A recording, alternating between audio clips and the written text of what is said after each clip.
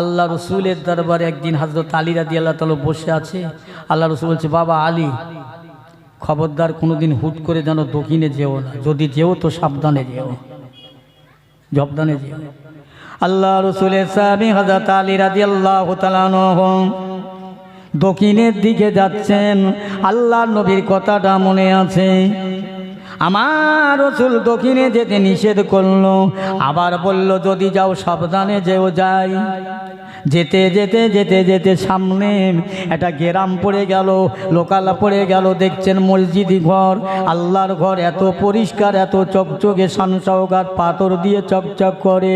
কিন্তু হযরত আলী ভালো করে দেখতে পায় মসজিদের মধ্যে শিয়াল আর কুকুর, জীব জানোয়ার। আলী দেখি বলছেন, হায় হায়, মসজিদ এত সুন্দর, আল্লাহর ঘর, এই ঘরে কেন পশু জন্তু বাস করে? আলী রাদিয়াল্লাহু খুব অবাক হয়ে দেখছে, আল্লাহ তোমার ইবাদতের ঘর, তোমার নামাজের ঘর, পবিত্র ঘর, সেই ঘরে জীবজন্তু বসবাস করে। আর একজন এসে বলছে, ভাই অবাক হয়ে কি দেখছেন? বলে, এই দেখুন না। কি? বলে, দেখছে যদি চান আর একটু আগে যান। আল্লাহ নবী সাহাবী আলী আর একটু আগে যান। আগে গিয়ে দেখলেন পাশাপাশি তিনটে কুয়া আছে। এই শুনছেন তো সবাই? পাশাপাশি তিনটে কুয়া আছে। মাঝখানের কুয়াটায় পানি নাই, দুই সাইডে দুটো পানি। হযরত আলী রাদিয়াল্লাহু তাআলা আনহু দেখে অবাক হয়ে যান। একটা সাইডের পানিটা পেরিয়ে ডিঙিয়ে পার হয়ে মাঝখানের কুয়ায় পড়া দরকার পড়ে না। এক ফোঁটা পানি নাই, শুকনো, ওতেও পড়ে না, যাতে পানি ভর্তি ধরে না, ওতেই পড়ে গড়িয়ে যায়, তবু শুকনো কুয়ায় এক ফোঁটা পড়ে না। হযরত আলী রাদিয়াল্লাহু তাআলা আনহু দেখছেন অবাক হয়ে। আর একজন পিছন দিক দেখে বলছে, ভাইজান, বড় অবাক হয়ে কি দেখছেন? বলছে, ভাই দেখুন না, এই কুয়াটায় পানি নাই, পড়া দরকার, কিন্তু এইটা ছাপিয়ে ডিঙিয়ে পেরিয়ে অন্য জায়গায় যায়, যাতে পানি ওতে পড়ে গড়িয়ে যায়, ওতে শুকনো পানি পড়া দরকার পড়ে না। আরো কিছু দেখতে চান? আর তো আগে যান। ও মুসলমানি বান্দার, আল্লাহ নবী সাহাবী হযরত আলী রাদিয়াল্লাহু তাআলা আনহু আর একটু আগে গেলেন, দেখতে পান একটা বিরাট বড় গাছ আছে। ওই গাছের ডালে বহু পাখি, হাজার হাজার পাখি বসে আছে। ওই পাখির ডানায় লেখা রয়েছে নিয়ামতে কালাম, উজমা কালাম, মোবারকপূর্ণ কালাম, আরবি কালাম। কিন্তু পাখিগুলো উড়ে নেমে এসে সামনে যাদের তাদের তারপরে তাই খায়, পোষা, নোংরা, নাপাক, গালিজ, কিছু বাদ দেয় না। আল্লাহ নবী সাহাবী হযরত আলী দেখে অবাক হয়ে যায়, আল্লাহ পাক, এই পাখির ডানায় লেখা রয়েছে আল্লাহ আপনার কালাম, আরবি কালাম, কিন্তু এরা নাপাক বাদ দেয় না, পোষা, পেশকো, এরা কিছু বাদ দেয় না। আল্লাহ পাককে হযরত আলীকে আবার একজন এসে বলছে, ভাই আরো যদি দেখতে চান একটু আগিয়ে যান। আর একটু আগিয়ে যান। আগে গিয়ে দেখলেন একটা মানুষ কাঠ ভাঙে, বোঝা করে, মাথায় তোলে, আবার লাভায়, আবার বোঝা সাজায়, আবার মাথায় তোলে, আবার সাজায়, আবার বাঁধে, আবার লেয়। এই তো একলা তুলতে পারছি, ভালো, আর দুটোলেই, আর দুটোলেই, আর দুটোলেই করতে করতে সন্ধে হয়ে গেছে, একদম সন্ধে। হযরত আলী রাদিয়াল্লাহু তাআলা বাড়ি যাবেন, রাস্তা সংকীর্ণ, দেখতে পাওয়া যায় একটা যুবতী মেয়ে ছেলে রাস্তার মাথায় দাঁড়িয়ে আছে। ও মুসলমান, আল্লাহ নবী সাহাবী হযরত আলী রাদিয়াল্লাহু তাআলা আনহু ওই রাস্তা দিয়ে পার হবেন, এমন সময় মেয়েটাকে বলছেন, এ মহিলা একটু ছাইর দাও, একটু সরে যাবে, পার হই। গ্রাহ্য করে না, গুরুত্ব দেয় না, ভ্রুক্ষেপ করেন না। হযরত আলী পাশ দিয়ে পার হবে, ওই মহিলাটা হযরত আলীর হাত দুটো ধরে ফেললেন। ধরার পরে চেষ্টা করছে ছাড়াবার জন্য, ছাড়াতে পারেন না। আলী রাদিয়াল্লাহু তাআলা আনহু কোনো এক সময় যুদ্ধ করতে গিয়েছিলেন, ঢাল পাওয়া যায় না। দুর্গা বলে একটা ঘর ছিল, ওই ঘরের দরজাটা ঢাল হিসাবে জেহাদে ব্যবহার করেছিল। ওইটাকে এক এক করে সাহাবীরা ৭০ জনা ধরে তাকে মাটি ছাড়া করতে পারেনি। হযরত আলী বাঁ হাতে করে নিয়ে যুদ্ধ করেছে। একবার জোরে বলা যাবে না সুবহানাল্লাহ? তাহলে কত শক্তি, মেয়ে ছেলের কাছে ছাড়াতে পারছে না। আল্লাহ নবী সাহাবী হযরত আলী রাদিয়াল্লাহু তাআলা কানতে লেগেছেন, আল্লাহ পাক এই খবরটা যদি আমার বিশ্ব নবীর দরবারে যায় আমি কি জবাব দেব, কি মুখ দেখাবো? হযরত আলী ধৈর্য করে কাঁদছেন, আল্লাহ পাক আমার নবী পাকে যদি শোনে আমি কি জবাব দেব? এই না বলতে বলতে কানতে কানতে আল্লাহর কাছে সাহায্য চান। আল্লাহ পাক জানিয়ে দিয়েছেন, ওয়ালা তাহিনু ওয়ালা তাহজানু ওয়া আনতুমুল আ'লা ইন কুনতুম মুমিনিন। আল্লাহর পরিপূর্ণ মুমিন যারা হয়, আল্লাহ বলে আমার পরিপূর্ণ ঈমানদার যারা হয়। বক্তা এসে গেছে নাকি? বক্তা আসলে আমাকে বলবে। ও মুসলমান ঈমানদারের আল্লাহ বলা গণেরা, আল্লাহর যারা ঈমানদার আল্লাহ কথা দিয়েছে আমি আল্লাহকে যারা ভালোবাসবে পরিপূর্ণ মুমিন হবে, আমি দুনিয়ায় তাদের বেইজ্জতি করব না, লাঞ্ছিত করব না, হেনস্থা করব না, অপমান করব না। আমি আল্লাহ পাক আমিন কুনতুম মুমিনিন কথা দিয়েছি, ওরা পরিপূর্ণ মুমিন হবে। তামাম দুনিয়া ও দুশ্মন হবে, শত্রু হবে, আমি আল্লাহ তার বন্ধু হব, তার একটা পশমের ক্ষতি করতে পারে না। হযরত আলী রাদিয়াল্লাহু তাআলা কাঁদতে লাগলেন। কাঁদবার পরে প্রথমে 5 জন আসলো, মেয়েটার হাত থেকে ছাড়াতে পারলো না। তারপর 60 জন আসলো, তারাও পারলো না। হযরত আলী রাদিয়াল্লাহু তাআলা কাঁদতে লাগলেন, এ রব্বি আল্লাহ আমি কি করলাম, আমার কি হলো? আল্লাহ এই কথাটা আমার নবী পাকের দরবারে যদি কেউ বলে দেয় আমি কি জবাব দেব? আল্লাহ আমি কি উত্তর দেব? আমি অপমান হয়ে যাব। দেখতে পাওয়া যায় দূর থেকে একজন আসছে, একজনকে দেখে মেয়েটা হাতটা ছেড়ে দিলেন। হযরত আলী দৌড়ে দৌড়ে আমার রাসূলুল্লাহর দরবারে হাজির, সারা শরীর দিয়ে ঘাম বার হয়। এই সব বিষয় আমার নবী জানে। আলী গিয়ে হাজির, পৌঁছে গেলেন। বাবা কোথায় গিয়েছিলে? জিহাদে গিয়েছিলে নাকি? গায়ে সব ঘর্ম ঘাম। ইয়া রাসূলুল্লাহ আমি জিহাদে যাইনি, আমি মক্কা টাকায় গিয়েছিলাম, আপনি অনুমতি দিলে বলি আমার খবরটা। আল্লাহ রসুল বলে, আলী তোমার কি কীর্তি আমি বুঝে লিছি, বলতে হবে না। জোরে বলুন না, আর একটু জোরে হবে না? এই আমার নবী জিন্দা না মুর্দা? জোরে বলেন। আমরা যে বসে আছি দরুদ শরীফ পড়ছি, আল্লাহর নবী আমাদের দেখতে পায় না? দেখে না? দেখে তো? বিশ্বাস আছে? একদল লোক বলছে নবী আমাদের মতো মানুষ, নাউজুবিল্লাহ, নবী আমাদের বড় ভাই, অনেক কথা শোনা যায়। যাক আল্লাহ মাফ করেন আমার ভাইরা। আল্লাহ রাসূল আল্লাহর হাবিব বলে, বাবা আলী তোমার কীর্তি গাঁথার কথা একবার বলো। ইয়া রাসূলুল্লাহ হাবিবাল্লাহ আপনি যখন জানেন আমি আলী কি আর বলার প্রয়োজন আছে?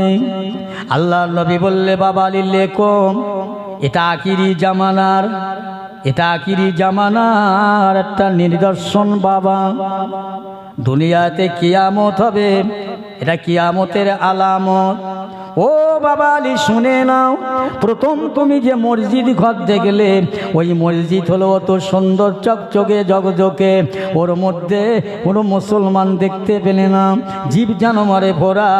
বাবা আলী এমন একটা জামানা হবে মসজিদগুলো চকচকে ঝকঝকে হবে, পাথর দেওয়া হবে, চাঁদের মতো দেখতে হবে। এই মসজিদের মধ্যে মুসল্লিরা নামাজ পড়ার জন্য ঢুকবে, তারা দুনিয়ার কথা বলবে, ব্যবসার কথা বলবে, চাষের কথা বলবে, রাজনীতির কথা দুনিয়ার মসজিদে গিয়ে গল্প করবে। বাবারে সেই জামানার মানুষের চেহারাগুলো শুকরের মতো, জন্তু জানোয়ারের মতন দেখতে পাওয়া যাবে। ইমানদার লোকের চোখে ওদের চেহারাগুলো এমনি দেখাবে। মসজিদে গল্প হয় না? হয় না? কথা বলে না কেন? হয়তো তাহলে দুনিয়ার কথা সব মসজিদে গল্প করছে, পড়ে বলে, ভাই ছেলে বেঁধেছিস কোটা, মেয়ে বেঁধেছিস কোটা, কোথায় দিচ্ছিস, কি গ্রাম, এই সব গল্প। আমি বলছি এই সব গল্প করো না তো, মসজিদ থেকে লেবে যাও। ও বাবা আমার ওপরে মসজিদ থেকে লেবে যেতে বলছো? আচ্ছা মসজিদ থেকে লেবে গিয়ে দুনিয়ার গল্প করো, কোটা ছেলে কার কত বে হয়েছে ওখানে কি হিসাব করো। তুমি জানো মসজিদে কথা বললে কি হয়? তারপর দিন ইমাম সাহেব বলছে আমাকে মসজিদ থেকে লেবে যেতে বলেছে।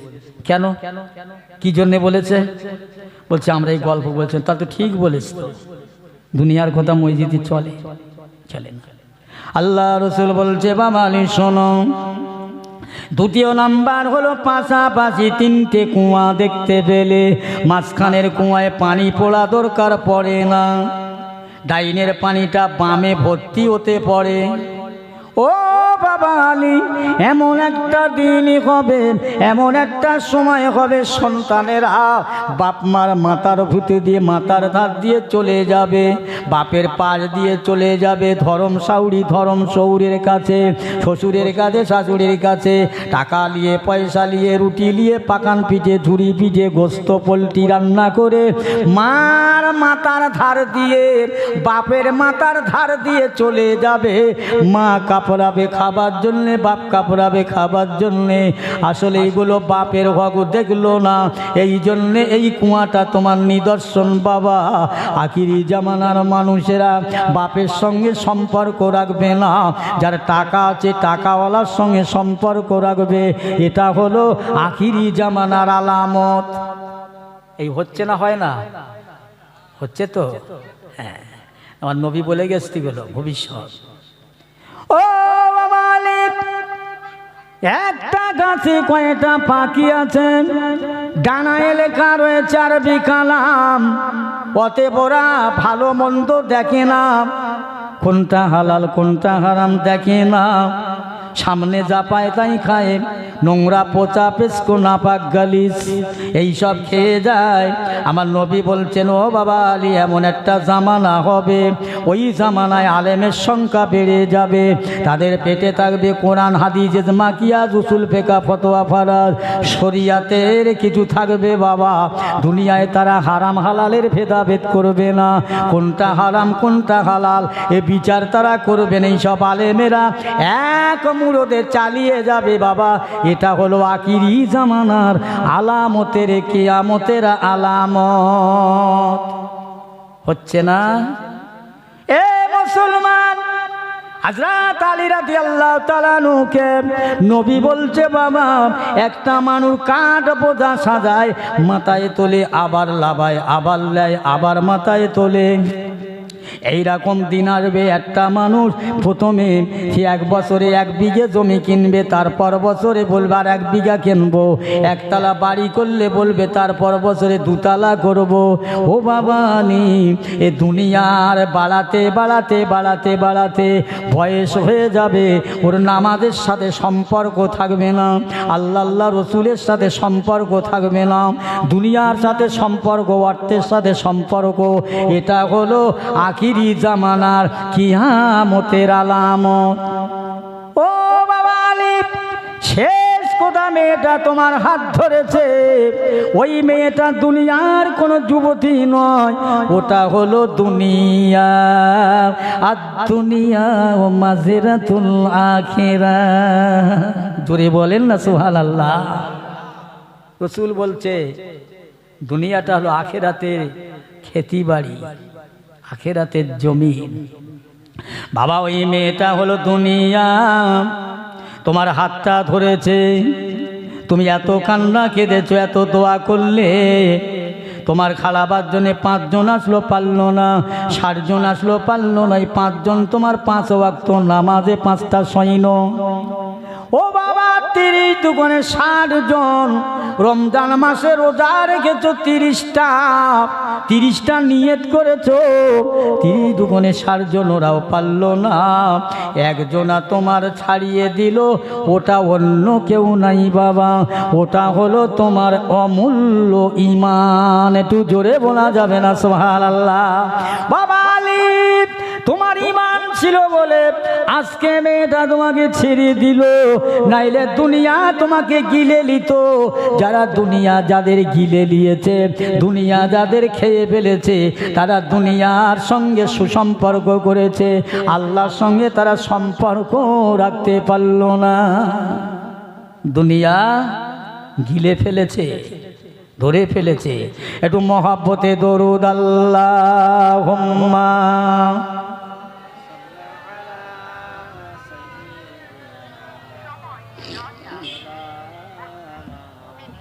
ওয়ালা আলে সাইয়্যিদিনা সালামেরি গজরা দরুদেরি গার, সালামেরি গজরা দরুদেরি গার, ভালোবেসে খোদা যাকে দিলেন উপহার। সে যে মোর নূর নবী কামলিওয়ালা, তাহার শানে পড়ি সবাই সাল্লে আলা আল্লাহুম্মা, জোরে জোরে সাল্লে আলা। এই সবাই পড়ো, ওয়ালা আলি সাইয়্যিদিনা।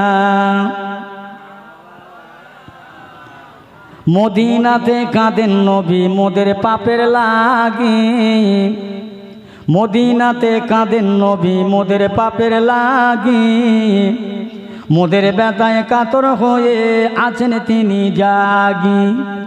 মদিনার ওই ভিজায় মাটি নবীর চোখের জল, অতরা সাল্লে আলা মুহাম্মাদিন, বল সকলে বল আল্লাহুম্মা।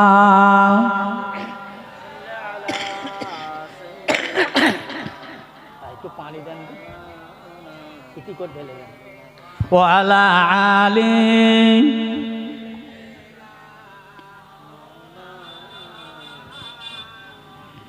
কাজ করিতে গেলেন নবী ইহুদির বাড়ি, কাজ করিতে গেলেন নবী ইহুদির বাড়ি। দুলসে কুয়ায় পড়ে গেল ছিঁড়ে হাতের দড়ি, রেগে গিয়ে ইহুদিনা মেঠায় মনের ছাল, ওয়াসাল্লি আলা মুহাম্মাদিন, বল সকলে বল আল্লাহুম্মা। ঠিক আছে,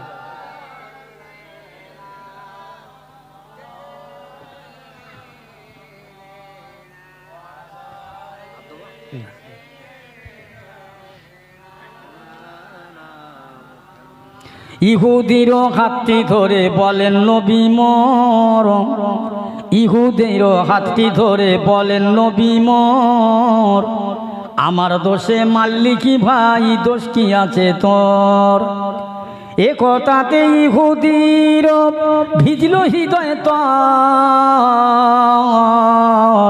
তোরা সাল্লে আলা মুহাম্মাদিন, বল সকলে বল আল্লাহুম্মা। সাইয়্যিদিনা মাওলানা মুহাম্মদ ওয়ালা আলি।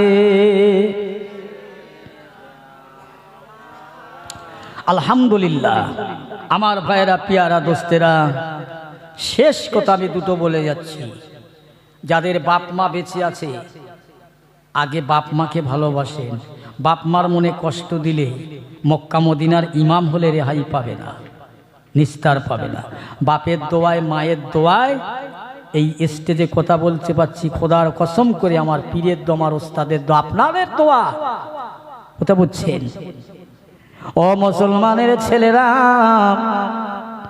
দুনিয়ার জগতে সর্বপ্রথম মা বাপের দোয়া আল্লাহর দরবারে সন্তানের জন্য কবুল হয়, অন্য কারো বলা হয় নাই। সেই বাপ আমার বাপ কিন্তু আমাকে নিয়ে বসে থাকেনি, তিনবার নীলরতন হসপিটালে লিখেছি, 3 বার। শেষের বেলা চেক করে ডাক্তার বলল যে বাবু, তোমার এই বাচ্চাটা যখন ওর মায়ের পেটে ছিল, ওর মা ছিল খুব রোগাক্রান্ত। বলে হ্যাঁ হ্যাঁ, ওর মা খুব দুর্বল ছিল। বলে মায়ের ভিটামিন অভাবের পরে যার জন্যে বাচ্চাটার এই চোখ নষ্ট হয়েছে। চোখের কোনো সমস্যা নেই বাবু, এই চোখের শিরার সাথে ঘাড়ের শিরার যেটা জয়েন্ট আছে, যে শিরায় জ্যোতি দেয়, ওই শিরাটা মরে গেছে, শুকনো হয়ে গেছে।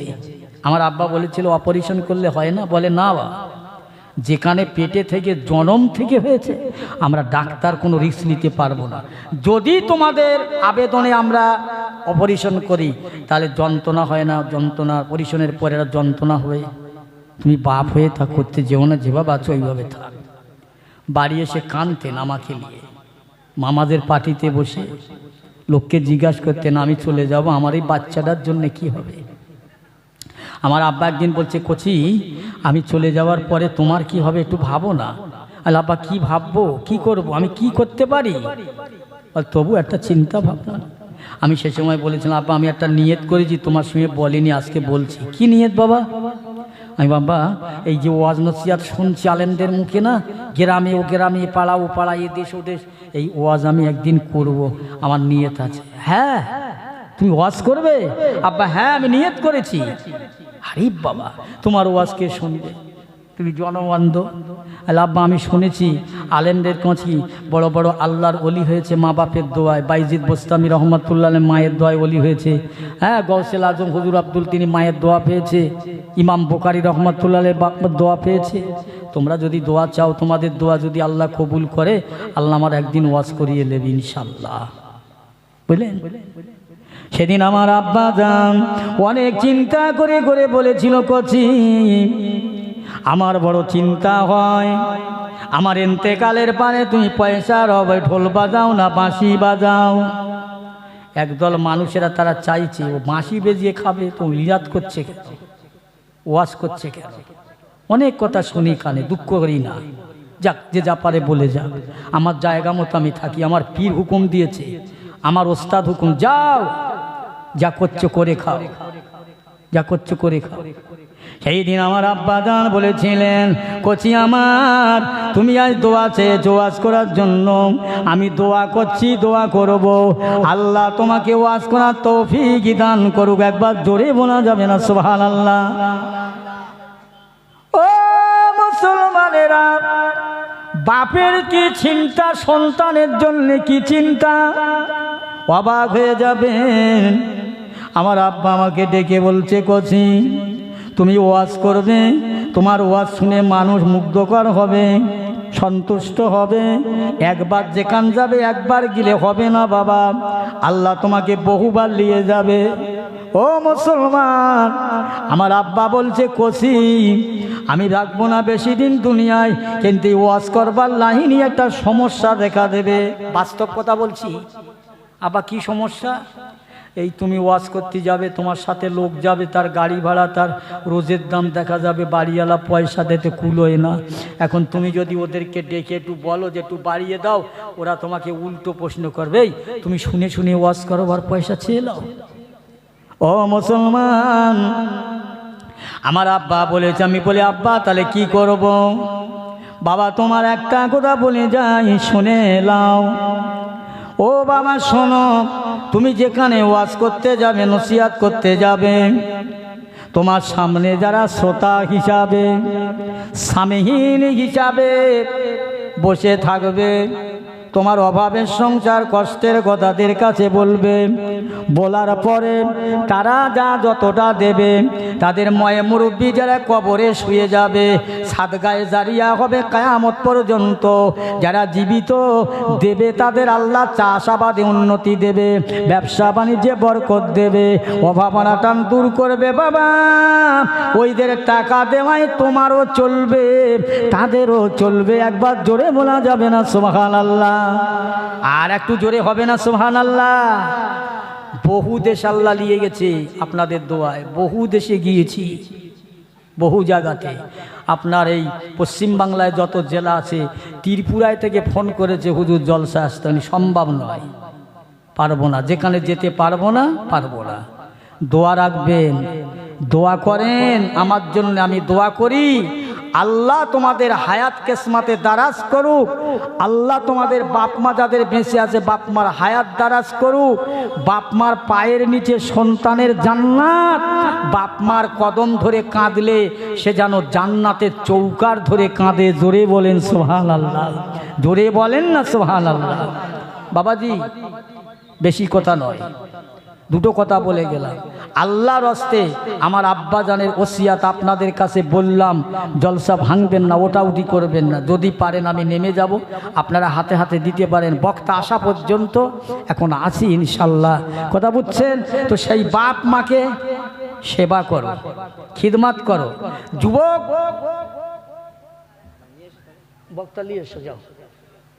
যুবতী যারা মা বোনেরা শ্বশুর বাড়ি এসেছেন, আজকে তুমি যুবতী, কালকে তুমি বুড়ি হবে। আজকে যারা যুবক ছেলে, কালকে তুমি বুড়ো হবে, একদিন না একদিন বুড়ো হবে, বুড়ো হবে। তার আগে সচেতন হও, সাবধান হও, বাপ মার মনে কষ্ট দিও না। আসেন আমরা সবাই দাঁড়িয়ে বিশ্বনবীর শানে একটু সালাম পড়ি। ইয়া নবী, সবাই ওঠেন, সবাই উঠে দাঁড়ান।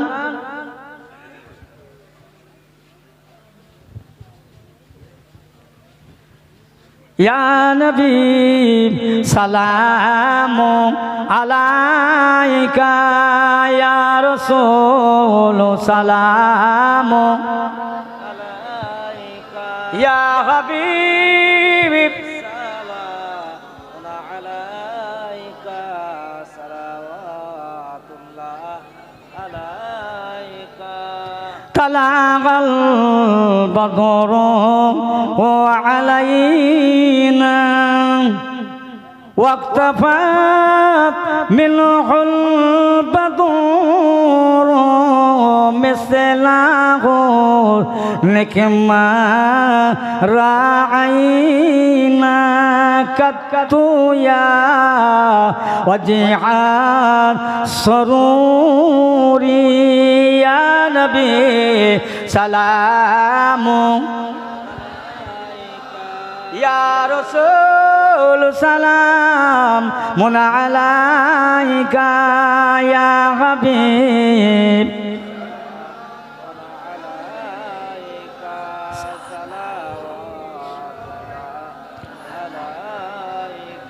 طلع البدر علينا من لسانه يأتي البدائم وعجب شكر علينا ما دعا لله حداية يا نبي سلام يا رسول سلام عليك يا حبيب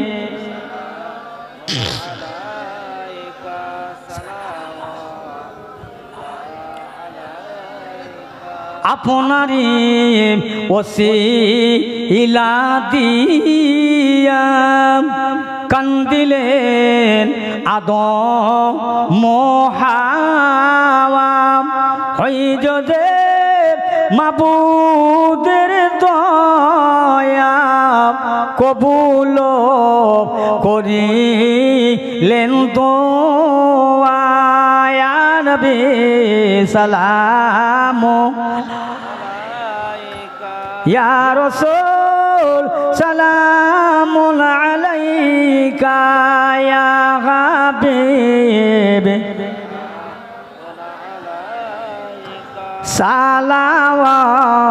সালাওয়াতুল্লাহ আলাইকা। সকলে বসে ইয়া রাব্বি সাল্লি সালাম। হুজুর এসে গেছে? আচ্ছা সবাই দরুদ শরীফ আল্লাহুম্মা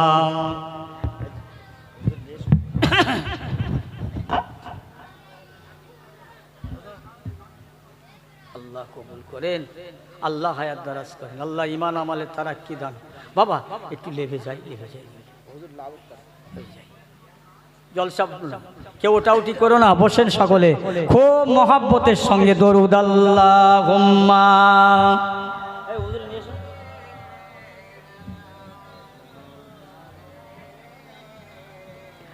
জোরে ওয়ালা আলি সাইয়্যিদিনা,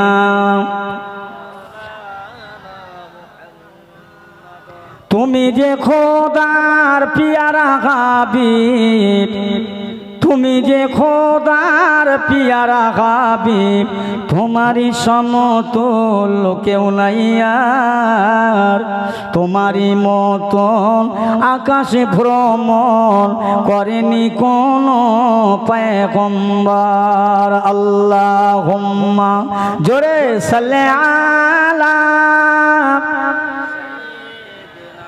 মাওলানা মুহাম্মদ ওয়া আলা আলি।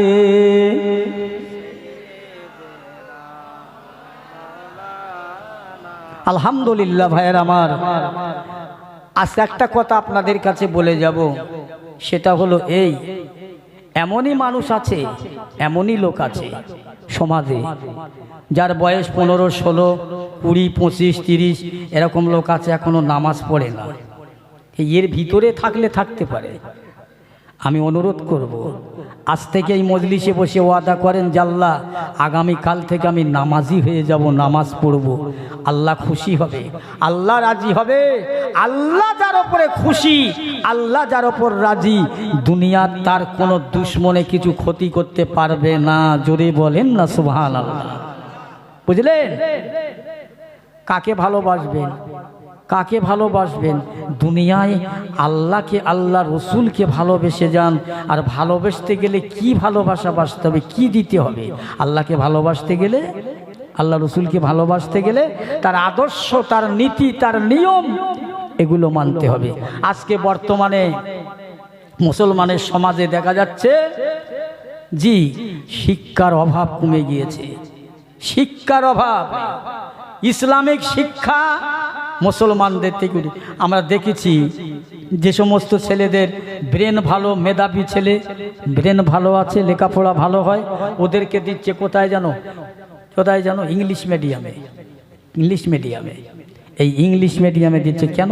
ওরা চাকরি পাবে।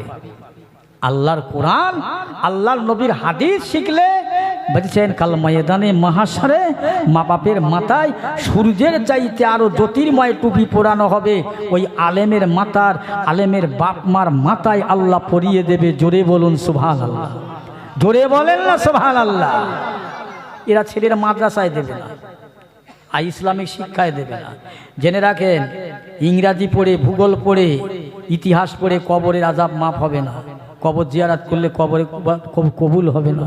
কোরআন শরীফ তেলাওয়াত করে কবরের ধারে গিয়ে বাপ মার জন্য হাত পাতলে আল্লাহ কবুল করবে, কবরের আযাব মাফ করে দেবে। বলুন না সুবহানাল্লাহ।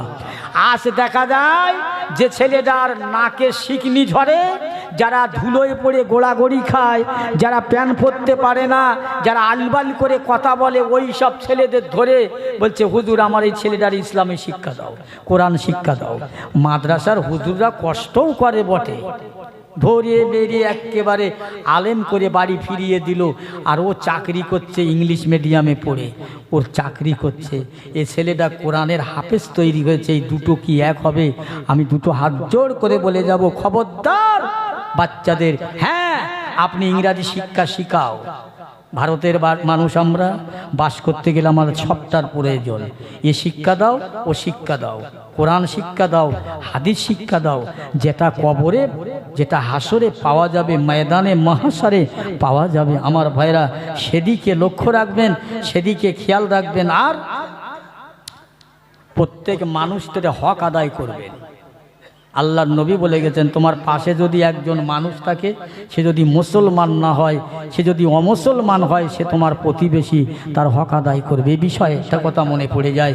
জগৎ বিখ্যাত ইমাম যার কথা বলছিলাম, তিনি একদিন রাতের বেলা বাড়িতে নামাজ পড়ছে, তাহাজ্জুদের নামাজ। রাত হয়ে গেছে অনেক।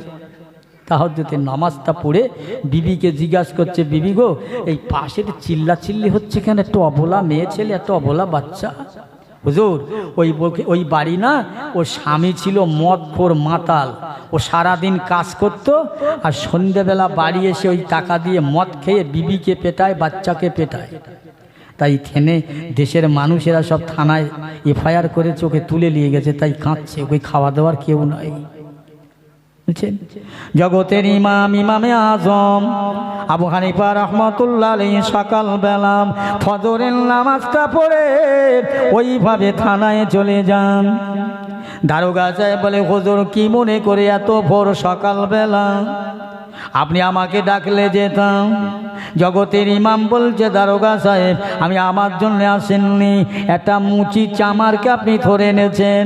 হ্যাঁ, সে তো মলখোর, মাতখোর, মাতাল, ধরে এনেছি। তো অপরাধটা কি আপনার, আমাদের?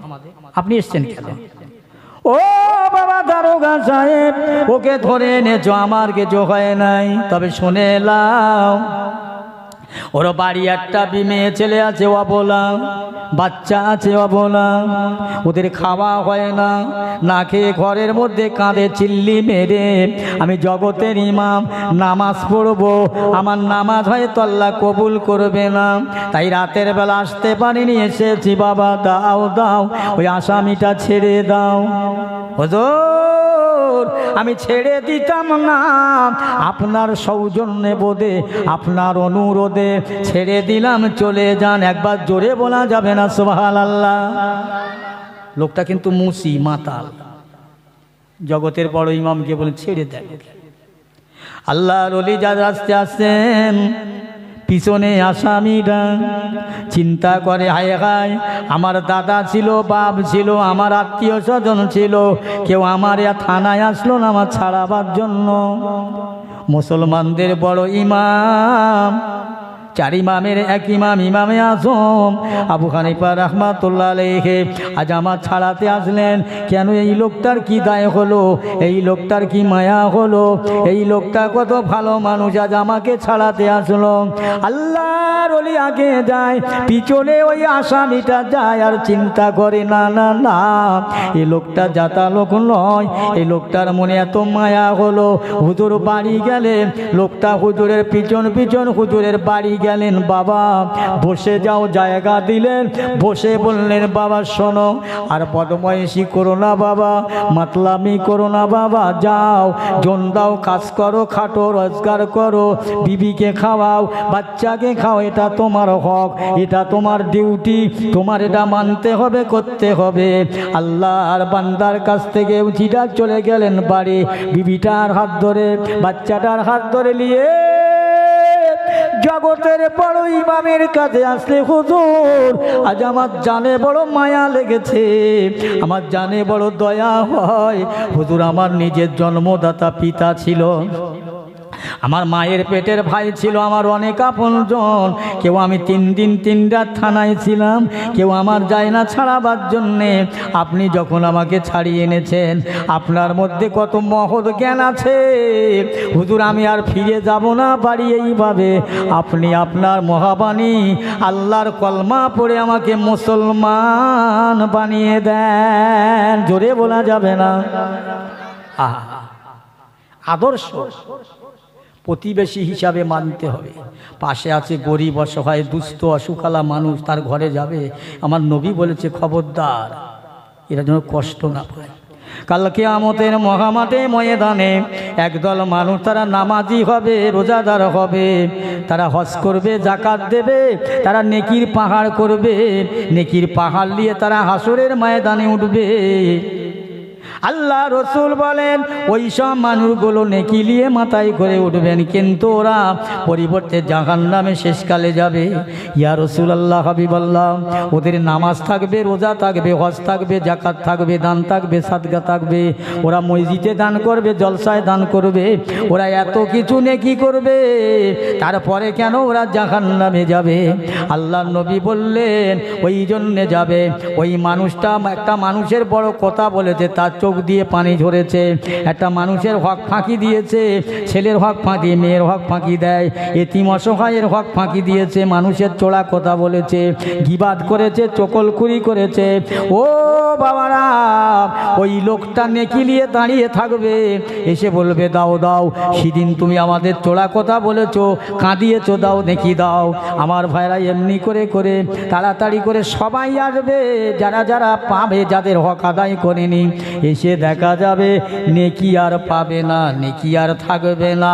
শেষের বেলা ওদের গুনাহগুলো ওই মানুষটার ঘাড়ে চাপিয়ে দিয়ে চলে যাবে। এত নামাজ পড়ে, এত রোজা করে, হজ করে, জাকাত দিয়ে মানুষটা জাহান্নামে যাবে। হাদিস, জাহান্নামে যাবে শুধু তার নিজের নৈতিকতা দায়িত্ব না আদায় করে। পাশের ঘরের গরিবগুলো দেখিনি, বড় লোক হয়েছে, পাশের গরিবগুলো দেখনি। এসেছে আমার ভাইরা, আসছে মাশাআল্লাহ। বাবা দুটো কথা বললাম, আমার পরের বক্তা যিনি আসছে বেয়াদবি করব না। আপনারা যারা এখনো দূরে দূরস্থানে আছেন প্রত্যেকে চলে আসুন, আখিরি মোনাজাতটা অন্তত করে যাবেন। নারায়ে তাকবীর, জোরে বলেন নারায়ে তাকবীর। সিলসিলায় হক ফুরফুরা শরীফ, সিলসিলায় হক ফুরফুরা শরীফ, সুন্নতুল জামাত, সুন্নতুল জামাত, দাদা হুজুর পীর কেবলা রহমাতুল্লাহ একনিষ্ঠ খাদেম। নারে তাকবীর। আসসালামু আলাইকুম। দরুদ শরীফ আল্লাহুম্মা।